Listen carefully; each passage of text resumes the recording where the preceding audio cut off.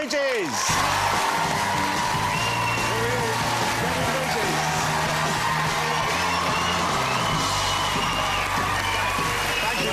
you for that.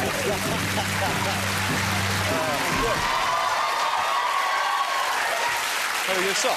Kevin, you're looking great. You've lost a lot of weight. Thank you, John. As have you. Yes, I think we've lost another guy between us. Yeah, yeah. How much weight have you lost? 17 stone. No, you should have acted like that was a joke. That was clearly a joke. I've lost 2 stone. I've lost 2 stone. I've lost 2. Oh, it's hard to keep track of when you started. Yes. Like eating healthy or exercising or whatever it is that you've done. Were you not prompted by, oh, I'm too heavy right now, I shouldn't be this weight, and make a mental note of that weight when you started on your health kit? You didn't I was always fat right through school. I was the first in my class to get tits and stuff like that. All the jokes. And I just... It's hard. And then the girls in your class start coming to you a few years later looking for advice on bras. And... I was fat. I was 18 stone when I was 18. Wow. That's big. That's impressive. But it's easy to remember. That's the achievement, getting to that size rather than getting it back off. Were all your family big, or was it just you? That's a difficult question to answer on national telly. Yeah. So are all your family fat? Who was the fattest one in your family? Portly. We're a portly family. You're well covered. Yeah. But it's colder in Scotland, and it makes sense. Well, I've got a very well insulated family. Yes. 18 stone at 18, and then I'm 29.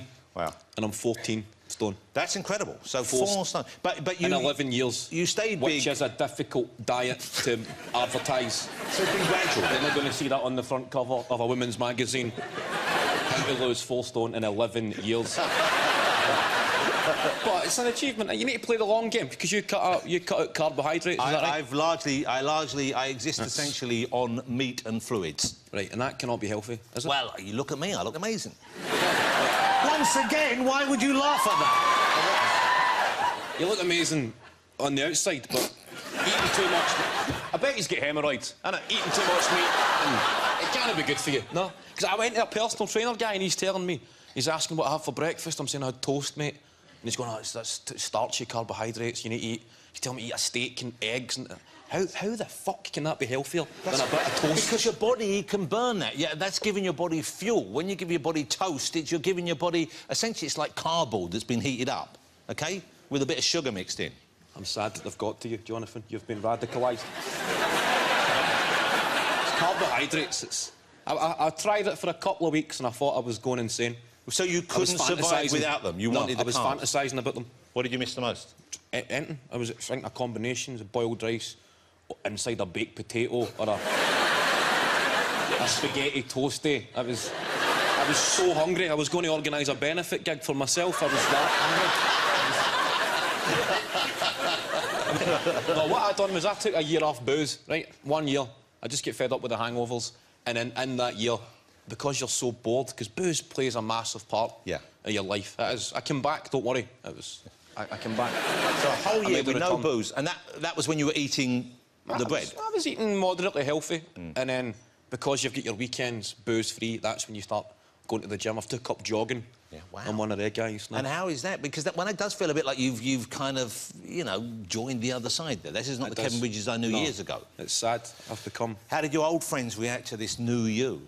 Well, I live in an area now where it's acceptable to go jogging, whereas where I grew up, you just look as if you're getting chased. So, I've even got the watch. You start pausing, jogging on the spotted traffic lights. So it's 4 kilometres, guys, and that stuff. So, I actually done an 8K last night. Wow. The fact that you even just said, I've done an 8K, that's a very different you. I even gave it is that a thing, an 8K? Yeah. I ran 8K rather than done an 8K. No, you said, we heard you, we have evidence, you said, I did an 8K last night. It's only close. You become one of those pricks. It's close. What can I say? But it's good. I'm joking, but it's a great thing to see because you've got to look after yourself. You're a young man, and the work you do now, that will serve you in good stead. And you're... Of course, it's like a savings account, isn't it? You put a few stone away, you cash it in later on in life. I don't want to be that 55-year-old man scared to eat a sandwich. No, I've seen it. Don't want to be that guy. So now you're just about to turn 30. Well, I turned 30 this year, Jonathan, yes. So I met you when you were younger, and I was amazed at how successful you were at such a young age. So when did you start in comedy, and when did you know that you could do it? I mean, were you encouraged at home? Did your parents encourage you? Did your family think, OK, this guy could be a professional even when younger? No, I was always in trouble at school, and that culminated in me being asked to leave school. So I got chucked out of school. I was at a loose end. My parents were obviously disappointed because I was quite academic. I could have went to uni. I felt as if I owed it to my parents to try and turn it into something. But the only thing, I was 18 stone, I was fat, I was rubbish at sports. I thought the only thing I've ever been complimented on is being funny. And that's got me into trouble. Why not try and turn it into something positive? That's brilliant. What a great... It's almost like an inspirational story right here. It is. OK. Yes. And so when you... There's that much fetal filling up. It's nice. It's a great kid. Nice. We'll put some music on it. We'll get some emotion going. So, but did you hit the mark running? When you tried out material initially, was it good? Well, this was when I was 17 years young, fearless, rocked up at a comedy club. It went well. My old man came. He loved it. Wow. And so your parents were supporting you in that. And that must have been lovely for them then to see you actually try that and then go on and become such a success with it. What a lovely thing. Exactly. They used to come to a lot of my gigs because a lot of the clubs would say because I was under 18, I would need to be accompanied with a parent or a guardian, which is pretty uncool. Yeah. So my dad came to the first 3 gigs, and then he would say, "Oh, your mum would love to come and see you do stand-up." So the 4th gig, I'm bringing my mum and my dad. Wow. And then I get booked in this place called the Bridge of Allen, which, according to my mum and dad, was quite touristy, quite a cool place to go. So they're saying, "Why don't we say to your Uncle George and your Auntie Maureen?" So I'm driving through in this car with my uncle, my auntie, my mum and my dad showing up at the gig. There's only about 6 other people there, so the majority of the crowd are my family. And because I was so young, my material was quite smutty. I had a routine about waking up with a hard-on in the morning when the house phone was ringing, and I'm getting shouted to answer the phone, and I've got this erection, and I had to, like... I said to the audience, it was funny when I was 17, it's not like the greatest bit of stand-up. I used to say you had to tuck in your boner and then walk with a duck arse. The routine was called the tuck it and duck it routine. So I'd have to walk across the stage like that. Yeah. And it's quite tragic when you look up and just see your mum and your auntie. So the car home was like, I went well, Kevin, thought it was funny, definitely. Get a future there. So once I turned 18, I was free, and I could start coming to London and you could do what you wanted? Yep. OK, and you still live in Scotland, of course? Yes. And I don't know whether we should get into politics. I'm not trying to get into politics here particularly, but I know you were keen for Scotland to get independence, weren't you? Well, I voted for it. Yeah. So the fact that it didn't... Is that a problem, Jonathan?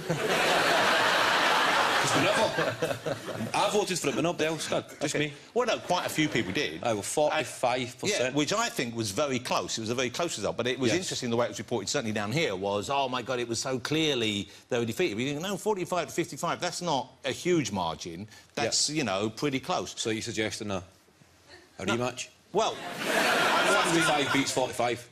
But I wonder whether... Are you keen that you get another chance soon to strike up for independence? Do you think it was something to do, wasn't it?